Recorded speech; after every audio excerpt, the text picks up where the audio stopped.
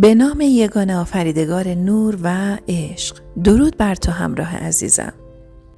همه عزیزانی که دارن شرایط سخت جدایی رو تحمل میکنن قطعاً مشتاق این هستن که بدونن مذکر الهی توی چه وضعیت و توی چه شرایطی بوده و الان چه شرایطی رو داره تجربه میکنه.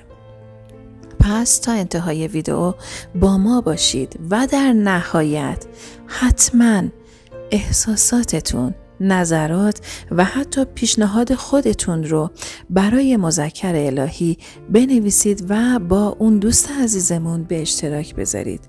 مذکر الهی ما قطعا نظرات ارزشمند شما رو میخونه. پس بریم و بشنویم مصاحبه مذکر الهی را. اما قبل از شروع مصاحبه قسمت‌هایی از صحبت‌های خودمونی من و مذکر الهی رو هم بشنوید.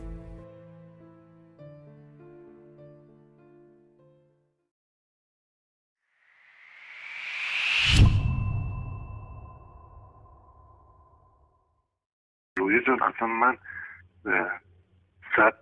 من اصلا میگم شما میگی 100%، من میگم 1000% اصلا حق با اونه. اصلا من گناهکار خالص خدا هم. یعنی اینجوری بهت بگم، من خودم دارم میگم بهت دیگه، من خودم دارم میگم به خدا جورات دستم رو بلند که گفتم خدایا درد و بلاش بخوره تو جون من هرچی هست، تا گفتم تقاصشو بد جوری از من بگیر که پاکم کن. یعنی اینقدر یعنی درد بکشم که یاد اون روزای این بیفتم. ولی خدا شاهد دارم میگم خدا رو دارم شاهد میگیرم که من اون تایم به خدا هیچی نمیفهمیدم. یعنی هیچ کسی نیست این حرف منو بفهمه من چی دارم میگم. خدا شاهد، اصلا به اون عظمت و بزرگیش یعنی دارم قسم میخورم، میگم نمیفهمیدم، کور بودم، هیچ جا رو نمیفهمیدم. افتاد به جون مامانم، من با کسی هم نیستم. ببین من یه چیز بهت بگم، باشه نباشه تو جلوی این اتفاقات رو نمیتونی بگیری، این روند باید پیش بره. درسته، این یه واقعیته. آره. ببین اون تو مسیرش رفته جلو، خب رشد کرده، خودشو پیدا کرده، عاشق خودش شده. آفرین. ولی تو هنوز این اتفاق برات نیفتاده. اون کارما پس داد زد، جیغ زد، خودشو نگاه، من میدونم چه دردی کشیده. هر فکری که نگاه نمیتونی تصورش کنی چه دردی کشیده. آره میدونم. خب؟ آره خدا وکیلی میدونم. همه اینا گوش ببین اون لحظه‌ای که میگم از جلوی در مغازه نمیفهمیدیش، به خدا نمیفهمیدیش. اون عادی جلوی تو رد میشده، اون زجه میزده از درون و رد میشده. ببین ناراحت نشو ازم، درکت میکنم، الان میفهممت، ولی میدونم این مسیرته، باید طیشه.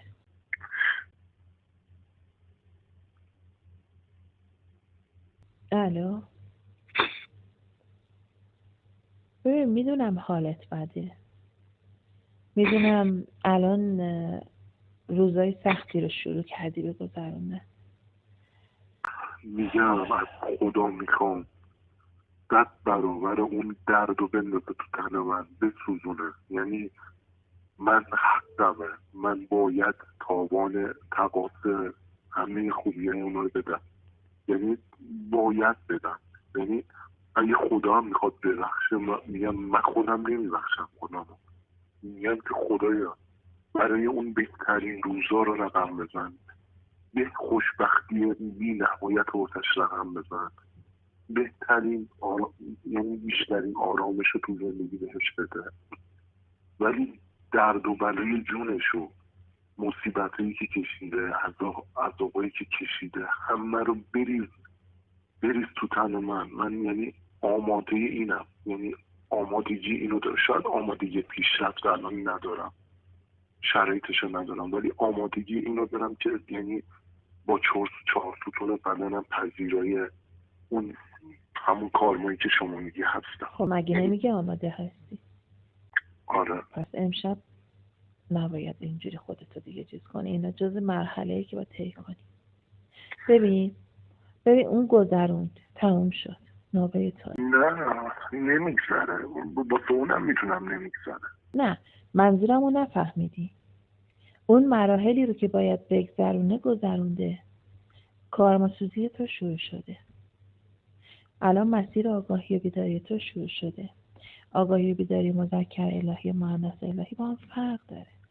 الان برای تو شروع شده. حالا تو چه اتفاقی باید برات بیفته؟ همون قدرتی که بهت گفتم باید بهش برسی. خیلی چالش ها ممکنه برات ایجاد شه ها از حالا به بعد. هر گونه چالشی که فکر کنی ممکنه برات ایجاد شه که یه جا یه دفعه شاید داد بزن بی خدایا چرا؟ ولی اینا تو این چالش ها میان که تو رو بیدار کنن، که تو رو رشد بدن. تا قبل از اینکه دردهات زیاد بشه رشد کن. موش میخواد توی قلب من.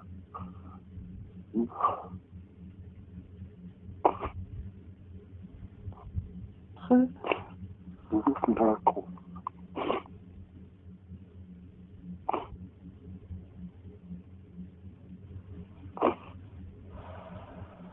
توی خیابون میامد دنبال من راه میرفتم میامد دنبال من. بعد واسه کی؟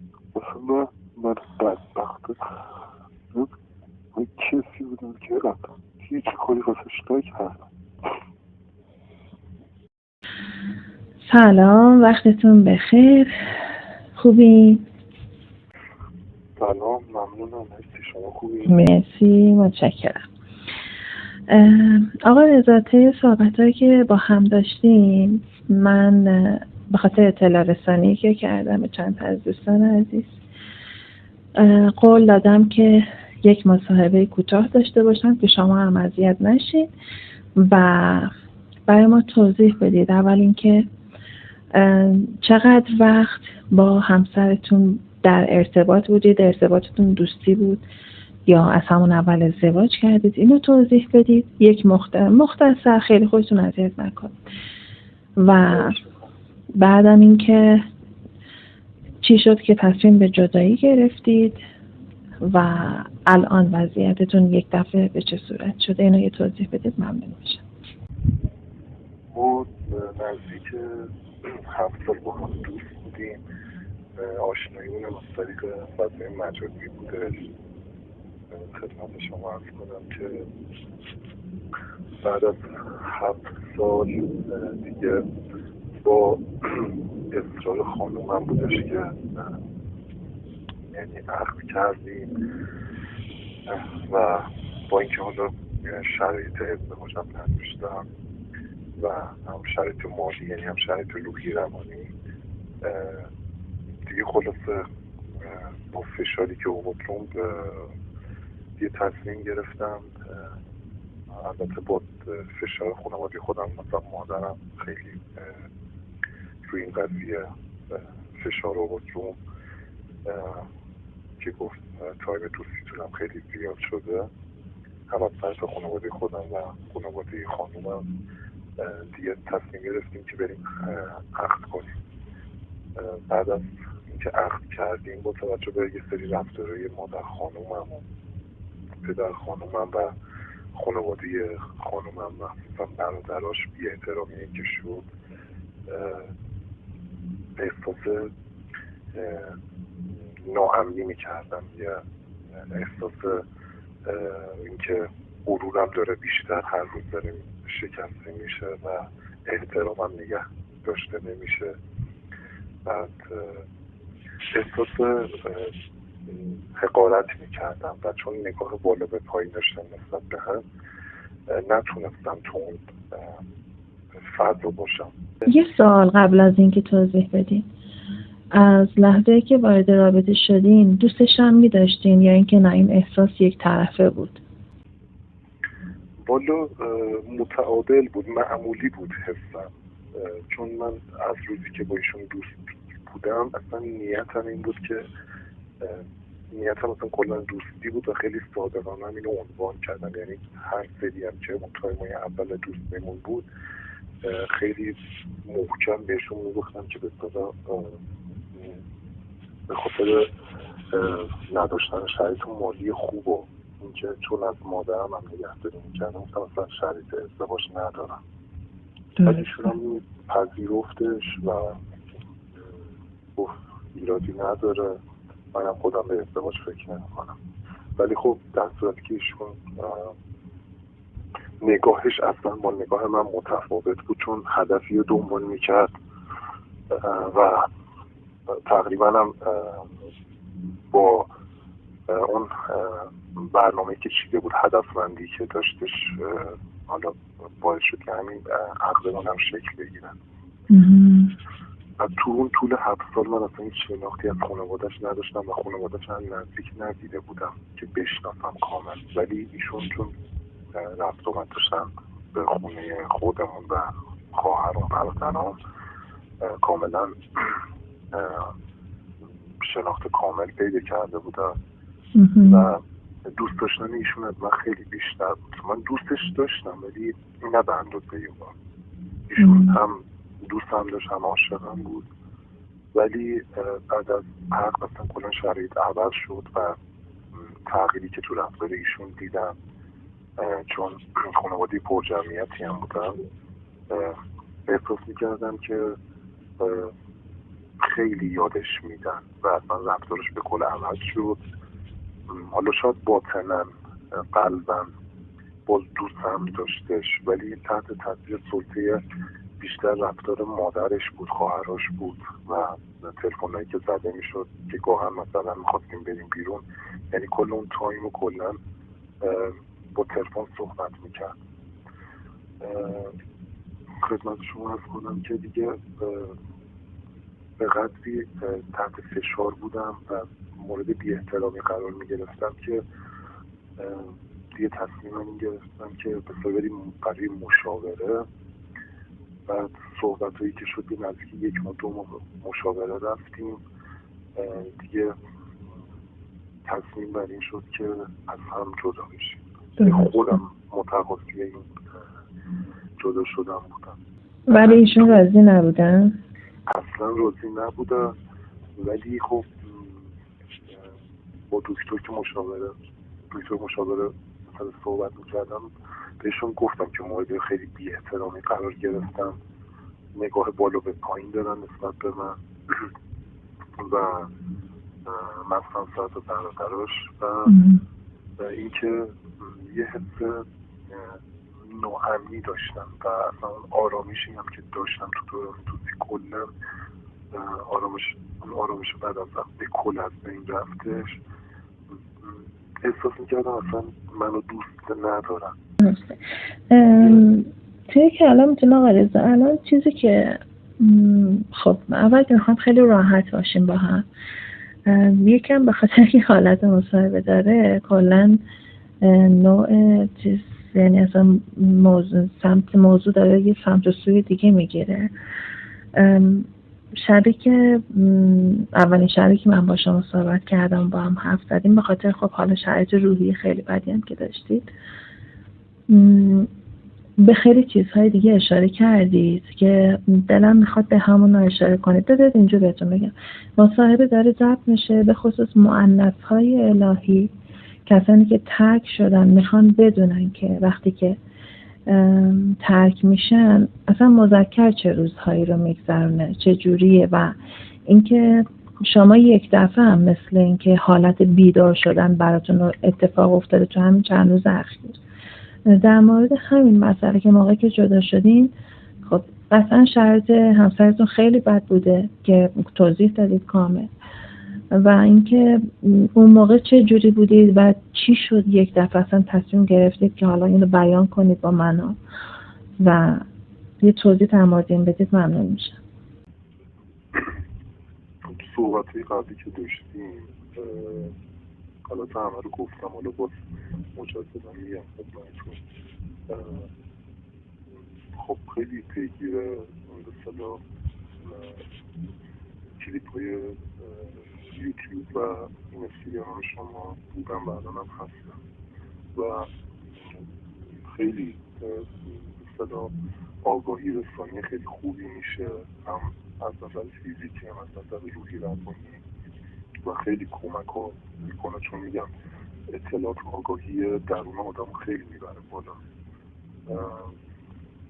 همین هم باعث شد که یه جوری یه احساس پناه بود، شاید احساس که به شما شاید پناه آوردم که شما هم آگاهی رسانی کنید و همین که میدونستم که 100% این موضوع رو بیشتر از همه درک میکنید که ازتون کمکم خواستم و ممنونم از کمکتون. خواهش میکنم که باعث شد خود خیلی آروم بشم و آگاه تر بشم. ولی راجع به این مسئله که بعد از جدایی این که مردها چه حالت روحی دارن و از نظر این جدایی خیلی رضایت دارن یا نه، خیلی صادقانه بگم که اصلا اینجور نیست، چون بسیار دردناکه این قضیه. خب حالا برای ما 7 سال 8 سال طول کشید، 7 سال 8 سال خیلی زمان زیادیه و همین امر خب بالاخره باعث وابستگی شدید میشه. سود خودشو داره، تو بخواد فراموش که نمیشه، یه خورده حالا بخواد به اون حالت تعادلش برسه که یه خورده خونساتر بشه، زمان خودشو میبره، ولی خب برای من رو دردناک بود، چون تمام خاطره ها تدایی میشه برام و یه دچار عذاب وجدان خیلی دردناکی آدم میشه که نمیتونه تو به زبان بیان کنه و واقعا قلب آدم درد میگیره. حالا شاید از نظر خانومم اینطوری بوده که مثلا من شاید پیش خودش تصور کنه که من بخوام با کسی باشم دیگه راحت شدم، نمیتونم سمت کسی بخوام برم هر کاری دوست دارم کنم، دنبال خوش بودم خودم میشم، ولی اصلا اینجور نیست و من مطمئنم که توی این مدت بعد آرامشی که ایشون شاید اون اوایلش آرامش رو نداشتم و تو اون سوی بودم، ولی همین امرم برای من بود، چون خیلی سخت بود برام. میگم مثلا شب و روز فقط یه بود که میتونست آرومم کنه. خاطره ها برام زنده میشد، چون بیرون فضای بیرونم که میرفتیم خیلی خاطره ها داشتیم دیگه، همش مثلا تصویر سازی میشد، حتی موقعی که شب مثلا میخوابیدم یا حتی صبح بیدار میشدم. خیلی دردناک بود و الانم واقعا از خدا میخوام که یه فرصتی دیگه بشه که بتونم ایشون برگرده، بتونم جبران کنم و به جز ایشون نمیتونم با کسی ارتباط برقرار کنم و کسی دیگه مثل ایشون برای من بشه. خب یه چیزی توی کلامتون آقا رضا، یه مسئله، چون که حالا گفته بودید من میخوام خودتون بیانش کنید. شما گفتید اوایل با همه این که برام دردناک بود ولی الان چند روزه مثل اینه که از تو اصلا کما بودم. بعد از کما اینو اگر در موردش بگید که اصلا الان تو چه وضعیتی هستید؟ دقیقا همین اشاره به این داشتم که صحبت‌های شما خیلی باعث شد که یه خورده به اون آرامش برسم و خودم رو بیشتر بشناسم. باعث شد که حتی رفتارهایی که قبلا شاید زیاد بهشون توجه نمی‌کردم مثلا رفتار خانمم الان بیشتر قدرش رو بدونم. شاید اون لحظه قدرش رو نمی‌دونستم، ولی خب بعد از شده این سوی خیلی خود خرابی داشتش، حتی میم حالت کما واقعا بودم یک چیزی رو نمیفهمیدم، خیلی صادقانه بهتونه، یک چیزی رو نمیفهمیدم. و این پیگیری موسویات، همین مطالبی که شما بیان میکردید خیلی خوب بود گفتم، ولی خیلی هم دردناک بود، چون بین لمسشون میکردم، چون برای خودم تو همون ادوار دوستی و مقدسات بودم یک به یک اتفاق افتاده بود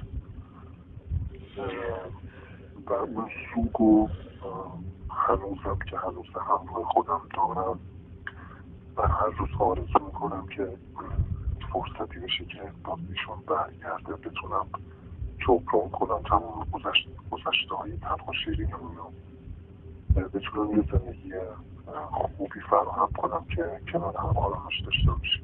انشاءالله اونم تو زمان خودش قطعا این اتفاق میافته. و اینکه فقط گفتید که این چند وقت بعد از اینکه این حالت درون شما ایجاد شده، یعنی حال بعدتون خیلی بیشتر شده تو همین چند روز اخیر، اقدام کردید که بخواید ایشونو متقاعد کنید برای برگشتن. اگه در مورد اینم بگید ممنون میشم. خب بهشون دسترسی ندارم، چون همه جا بلاکم کرده، مسدودم کرده تماسامو. یکی دو بارم با خط دیگه که خواستم تماس بگیرم، همین که صدای منو شنید قطع کردش. نمیدونم، حالا شایدم با کسی دیگه اومده توی زندگیش، نمیتونم، اصلا هیچ خبری ازشون ندارم. وقتی که چند ماه تماس گرفتم دیدم که اصلا تمایل نداره صحبت کنه. خب گفتم دیگه، با خودم خیلی فکر کردم، گفتم خب البته صحبت‌های شما هم البته خیلی باعث شد که اینکه خودم نباید خودخواهی انجام بدم، چون بالاخره تو اون تایمی که فرصت زیادی هم بود من ندیدم ایشونو. ولی خب من از خدامه که یعنی از خدا آرزو میکنم که برگرده بتونم واقعا دلشو به دست بیارم، صدم و واسش بزنم که بهترین ها رو واسش رقم بزنم، یه زندگی نسبتا آروم و با آرامشی و واسش فراهم کنم که کنار هم بتونیم روزای خوبی داشته باشیم. حالت دومش هم این که اگر این اتفاقی نیفته که خیلی واسم دردناکه، همین دیگه میگم انقدر چون دوستش دارم، هنوزم که تقریبا 1 سال خورده نزدیک به 2 سال از جداییمون میگذره، هر روز مهرش بیشتر به دلم افتاده. اصلا نمیتونم با کسی دیگه ارتباط برقرار کنم، چون اطرافیانم میگفتن حال خرابیتون یه ارتباط جدیدی رو بتونی شروع کنی شاید باعث فراموشی بشه، ولی اصلا اینجوری نیست، اصلا اینجوری نیست. حتی در مورد مردا اینجوری نیست، خانوما رو نمیدونم، ولی مردا اون خاطرات گذشته هر روز جلوی چشمشون تصویر سازی میشه، تو روح و روانشون لمسش میکنن، خاطرها همیشه زنده است واسهشون و شاید تو آخر عمرشون اینو خیلی محکم دارن میگن، تو آخر عمرشون اینو یدک میکشن همیشه با خودشون که یه نفری همچین آدمی بوده که تو مسئله عشق و عاشقی باهاشون بودن و این رابطه رو هیچ وقت فراموش نمیکنن و حتی به جرئت بگم شاید 1 سال 10 سال 20 سال هم بگذره دوست دارن همون فرد باید برگرده. ولی خب خانوما فکر میکنم خیلی زودتر فراموش میکنن این قضیه. خب خانوما که اولش خیلی درد میکشن ولی میافتن تو مسیر آگاهی و بیداری، به خصوص کسایی که اصلا جفت روحی درگیر مسئله جفت روحی هست. اولش خیلی وحشتناک درد میکشن، اصلا چالش خیلی زیادی دارن مسیر جفت روحی. بعد تو مسیر آگاهی و بیداری قرار میگیرن، رشد میکنن و به نقطه‌ای میرسن که تسلیم میشن و وقتی که واقعا رشد کنن و توی این مسیر قدمشون رو کاملا برداشته باشن و مسیر رو خوب طی کرده باشن، خود به خود مذکر الهی بیدار میشه. مذکر الهی بیدار شدنش با کارماسوزیه، بیشتر شروع میکنه به کارماسوزی، کارما پس دادن و این که بعد تو مسیر آگاهی و بیداری هم دیگه قرار میگیره و در زمانی که باید این دوتا به وصال میرسن. یعنی اینجور به شما بگم در نهایت اینکه ایشون اگر جفت روحی شما باشه و اگر کسی باشه که باید توی زندگی شما باشه، قطعا در زمان خودش اصلا راضی میشه، همدیگر رو میبخشید و با عشق رابطتون رو شروع میکنید و مسیرتون رو ادامه میدید. اگر هم نباشه، خب قطعا چون شما تصمیم گرفتی رشد کنی، حالا طبق صحبتی هم که با هم داشتیم، و موقعیت و شرایط زندگی تو تغییر بدی، از این حالتی که بودی در بیای، مطمئناً باخت نداری، نه شما داری نه اوشون، چون اوشون گفتی اصلا خیلی قدرتمندتر از قبل شده، موفق شده، رشد کرده توی رشته تحصیلیش دیگه، حالا سمت مسیر دکترا هست و خود شما هم که همون رشته رو داشتی که بهش پیشنهاد کردی که همون رشته روانشناسی تحصیلاتتون بوده و اینکه این اتفاق به هر حال یک چیزی هستش که وقتی که توی این مسیر قرار میگیری باعث رشد هر دو میشه. حالا اگر جفت رویتون باشه که وصال پیش میاد 100%. اگر هم اصلا جفت نبوده باشه، کارمی که هم بوده باشید، به خاطر حالا یک سری آسیب هایی که میگید دیدید توی روابط، قطعا یک معلم برای هم بودید و اینکه اون کسی رو که باید توی زندگیتون جذب کنید. این صحبت من بود حالا که اون روز به شما گفتم. این سوال تو فراموش نکردم مثلا صحبت شما مشکل اصلی ما خانواده‌اش بود، مثلا شاید برخم خوردن این عقدم دخالت‌های خانواده‌اش بود و نگاه دیکتاتوری توطئه‌گرانه که داشتن همین باعث شد که من احساس ناامن کنم و آرامش نداشته باشم و حالا رسم و رسومات و خرافاتی هم که داشتن خیلی تعصبانه با تعصب پیش گرفته بودم که اصلا من خیلی غیر منطقی بود، چون ایشون هم خودش آخرین روز که صحبت این که به صدا فرد بودم که همه چی درست میشه مطمئن ازدواج میکنم، اگه خودم هم راضی بشم پدر مادرم راضی نمیشه. این مسئله نگاهتون چجوریه به این مسئله؟ ببینید اگر جفتتون باشه، خب شما میگید بحث خانواده است، اگر جفتتون باشه همه چیز تغییر میکنه. یعنی اصلا جدایی که برای جفتای روحی پیش میاد، خانواده، هر چیزی، نیروهای تاریکی، هر چیزی دخالت میکنه برای این جدایی که این جدایی پیش بیاد. و وقتی که دیگه زمان اتحاد و وصال پیش اومده باشه، دقیقاً همه چیز معکوس میشه. شنیدین که میگن عدو شود سبب خیر اگر خدا خواهد. یعنی حتی همین کسایی که مخالفت میکردن، اصلا وقتی که شما رشد کنی، چون الان دقیقاً دیگه مسیر آگاهی و بیداری شما باید طی بشه، شما رشد کنی، شما موفق شید، اصلا قطعاً همون خانواده، شما دارید میگید با یک نگاه دیگه با من رفتار میکردن، خب قطعا همون خانواده وقتی که ببینن خودتونم تمایل دارید که مجدد این وصال ایجاد بشه، اونا هم شما رو میخوان. پس هیچ چیزی نمیتونه جلوی این اتحاد رو بگیره. و همیشه ما تو مباحث جذب، حالا هر نوع جذبی که باشه، همیشه یه چیزو میگیم، اصلا کاری نداشته باش که چجوری، مگه میشه. تو وقتی که اعتماد میکنی و بار رو میسپاری، قطعا میشه. این مهمه. و اصلا به این مسئله فکر نکن. خانواده‌ای که یک روز منو ترک کردن، منو تحقیر کردن، بله همین خانواده میتونه 180 درجه تغییر کنه و با عشق، با روی باز شما رو با تمام وجود بخوان و شما به قول هر دوتون با هم مسیرتون رو شروع کنید و رسالتتون رو به پایان برسونید. ولی خب یه چیزی هم از کنم، ببینید با توجه به وضعیت الان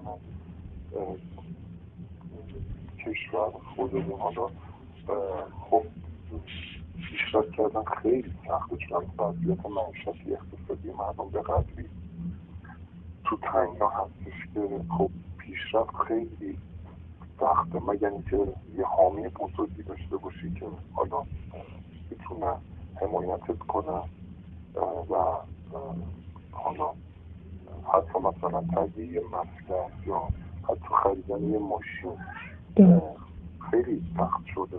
واقعا این حقیقت جامعه خودمونه.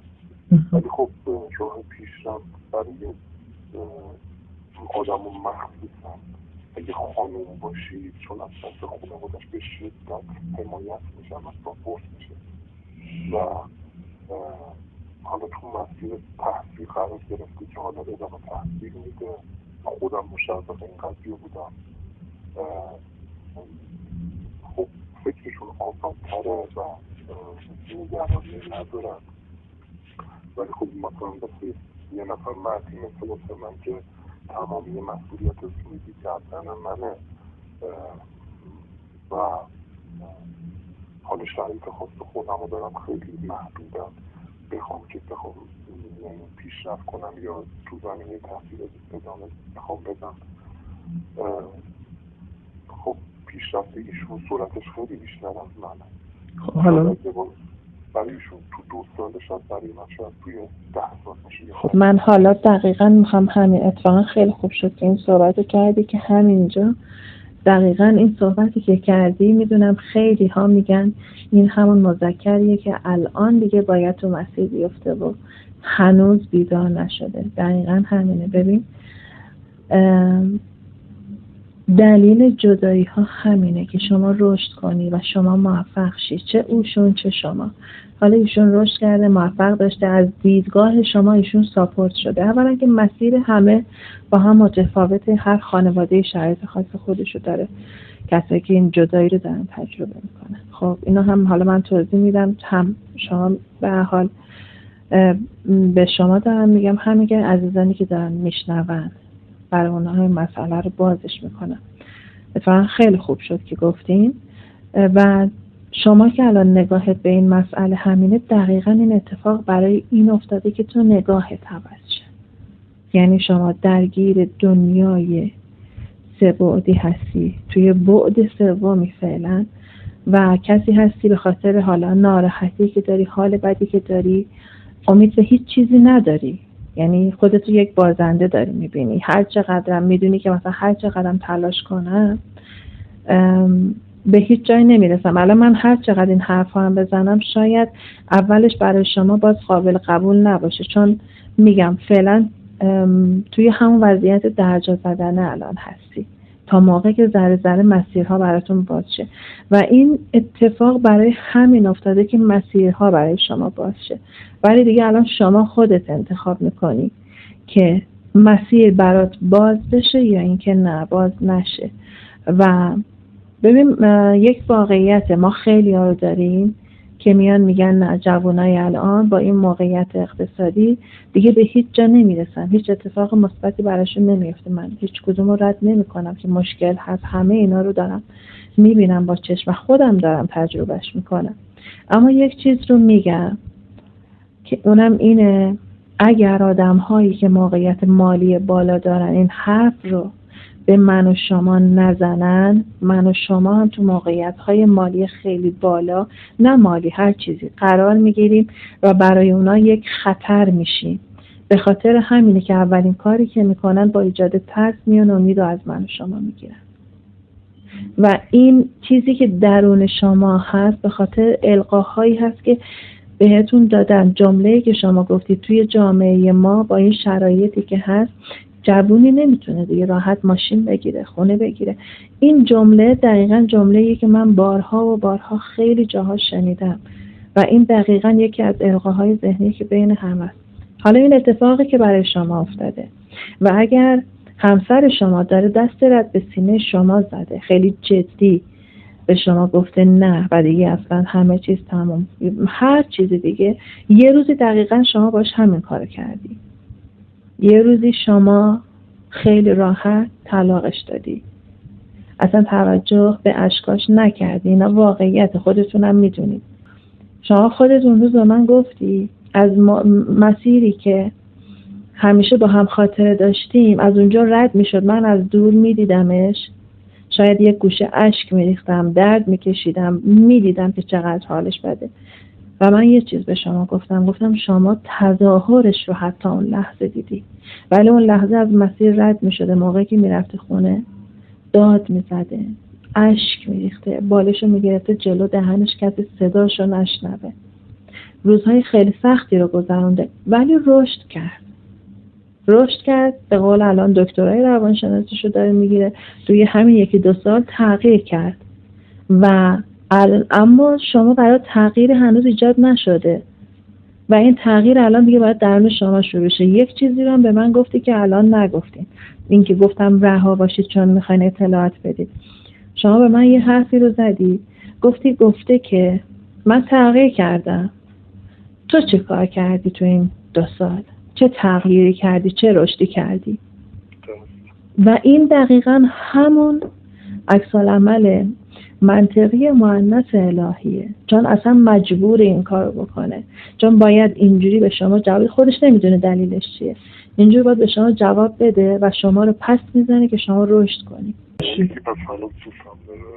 مگه میشه نداشته باشه؟ اگر جفت روحی شما باشه، دقیقا همون جوری که تو اون تایمی که شما از ایشون جدا شدی اما در خفا داشتی درد میکشیدی، اشک میریختی، الان برعکس شده. ببین ورق برگشته، الان کارمانسوزی شما شروع شده. ببینید یه چیزی بگم خدمت شما. ببین خیلی از این جدایی ها، خیلی از این عزیزانی که این شاید مصاحبه رو گوش کنن، کلا روابطی که داشتن شاید جدا از روابط ما بوده باشه، ولی خب شما اینو دنبال میکنید که آیا اون جنس مذکر بعد از این طلاق و اتمام رابطه کات کردن چه حس و حالی داره، که من خیلی واضح گفتم که اون سوگ تا آخر و قولش همراهش هستش. ولی یه چیزی که خیلی متفاوت میکنه این رابطه من و خانومم با بقیه رابطه ها، این رابطه منو نمیخوام لعنت بفرستم به خانواده، چون اصلا دوست ندارم توی این مسیر منفی وارد بشم. خیلی دوست دارم که گذشت کنم، خیلی دوست دارم که بسپارم به اون خدا، دوست دارم که بهترین ها رو حتی واسه آدمای بد اطرافم آرزوی خوشبختی کنم داشته باشم. ولی این خیلی از رابطه ها رو الان خودم بهتر میدونید، خیلی کیسا صحبت خیانت توش هست. وقتی صحبت خیانت میشه طرف اصلا بهترین آدم روی زمینم باشه، طرف نمیتونه ببخشتش، یعنی شاید یه لحظه ببخشتش، ولی بود 1 ماه دیگه ناخودآگاه وقتی که به ذهنش خطور میکنه این مسئله، از اون حس دوست داشتنش که کمتر میکنه و خودخوری میکنه. ولی مسئله من اصلا من توی این 7 سال 8 سالی که با توجه به موقعیت کاری خودم که با خانم رو بیشتر در ارتباطم بودم، ولی به جان خودم مثلا خودم من به قدری متعهد بودم به ایشون، به قدری متعهد بودم به ایشون که خودم یعنی با اینکه خانمم خیلی شکاک بود و همچه دوستش مچ منو بگیره، بهشون گفتم مچمو نگیرم، میشه دستمو بگیر، بذار همیشه با خود راحت باشم، با هم رفیق باشیم. دنبال چی میگردی؟ حتی به شغل گفتم دنبال قاتل پلیسی میگردی، دنبال چی هستی؟ مثلا میخوای یه آتو از من بگیری؟ بعد که بارها تبیینم میکرد، بارها نمیدن توبت های بیجا میزد بهم که آخرم شهمت میشد خودش میشه. بعد اون تایم خیلی احساس خفگی هم میکردم. خب البته شما گفتین ایشون توی کلامتون قبل از رابطه با شما رابطه ای رو تجربه کرده بوده که خیانت دیده و این بدبینی رو از اون رابطه آورده بود توی رابطه شما. خب این یکی از دلایلش بود، ولی در کل آدم بدبینی بود، یعنی آدم سیاه دلی بود، آدم بسیار بسیار شکاکی بود. اصلا حس شکاکی تو همین خانم ها هست. من از مشاوره هایی که میرفتم پرسیدم از دوستان اطرافم که ما درستم، گفتم خانم شما اینطوری هستش. مثلا شک با حساس بودن فرق داره. شما فقط منظورتون اون حساس بودن زن هست. چون شکاک نه، خیلی ما نداریم. ما به خصوص الان توی عصر الان دیگه خیلی از زن‌ها این حسه داره تو وجودشون از بین میره. اگر هم یه تایمی بود به خاطر اینکه خیانت توی مردها خیلی زیاد شده بود. خب آره، تو خیانت تو خانوما هم الان زیاد شده، ولی صحبتم به اینه کلا حال اون اتفاقی هم که دوران مجردی خودش اتفاق افتاده بودش که در حد منزلی طرف بهش خیانت کرده بود، ولی تو زمانی هم که ما از ابتدای آشناییمون بسیار شکاک بودن، به حدی که تو روز اول مثلا دیدارمون بدون اجازه گوشی منو گرفتن، وارد مثلا برنامه هم شدن که چک کنن. ولی در کل آدم بسیار بسیار شکاکی بودن. تمام تلاشمو میکنم که بتونم با رفتارهایی که از خودم نشون میدم و تغییراتی که در خودم ایجاد کنم جوری رفتار کنم که به اونجا نرسه که اون رفتار رو من داشته باشم. به قدری اطمینان بهش بدم، اعتمادش رو جلب کنم که خیالش راحت بشه. خب من برای صحبت آخر فقط میخوام طولانی نشه صحبت هامون، بخوای بهش حرفی بزنی از حسی که الان توی دلت داری چی بهش میگی؟ خب همینم میگم. ببین آخرین مکالمه ما تو طول دوستی میدونه شرایط مالی من چجوریه. من حتی مادرم بهش گفتش که دخترم مثلا پسر من از نظر داره اینطوریه فلانه. مادرم گفت مادر من پسر شما رو همینجوری دیدم، همینجوری هم میخوام. ولی آخرین مکالمه‌ای که با هم داشتیم خیلی بازم شوکه شدم و احساس کردم که اون خانم من نیست و اینجوری صحبت میکنه، که گفتش که تو چی داری؟ چه پیشرفتی کردی؟ خونه تونستی بخری، ماشین تونستی بخری. و ببین من همچنین اصلا هنگ کرده بودم و آخرین جمله که به هم گفت که اصلا خیلی دردناک بود، گفت دارم نامزد میکنم. تنها کاری که میتونم کنم اولا خودم رو سپردم به خدا. اول از همه گفتم که ایشون برگرده و یه جوری خدا یه جوری دلش رو راضی کنه که برگرده، من بتونم بهش محبت کنم، از گذشتی که داشتیم تلخیه که بوده بتونم روزای خوبی واسش رقم بزنم تا جایی که بتونم خواستهاشو برآورده کنم، بتونم یه زندگی عاشقانه نسبتاً به آرامشی داشته باشم که هنوزم که هنوز از ته دلم از خدا میخوام این اتفاق بیفته. حالا دیگه سرنوشت هرچی باشه، تقدیرم هرچی باشه که ایشون حالا راست شده بود این جمله رو من گفتم من نوشتم، نمیدونم چقدر صحت داره یا نه، ولی یه صحبت آخرم این که نمیخوام از خودم تعریف کنم و شاید بالاخره ببین یکی پول داره از داراییش صحبت میکنه بخواد پوز بده، ولی خب منم از داشته هم این بود که بسیار متعهد بودم تو اون 8 سال بهش خیانت نکردم و خیلی صادقانه باهاش رفتار کردم. پسری نبودم رفیق بازی کنم، بخوام نمیدونم بپیچونمش، بخوام مسافرت‌های خیلی واسم اتفاق میافتاد و پیشنهاد میشد با توجه به موقعیت کاریم، ولی همیشه چشممو به همه چی می‌کردم و ایشونو فقط می‌دیدم و هیچ وقت در حد یه پیام دادنم بهش، یعنی با کسی دیگه باشم در حد پیام بهش خیانت نکردم، در حد پیام دادن. ولی امیدوارم که با ایشونم میگم با همه خوبی و بدیای من این مسئله رو خیلی لحاظ میکرد برای خودش. شاید یکی بیاد توی زندگیش شاید از نظر مالی هم خیلی پرفکت باشه، همه چی تمام بشه، ولی بالاخره شاید این تعهد منو نداشته باشه.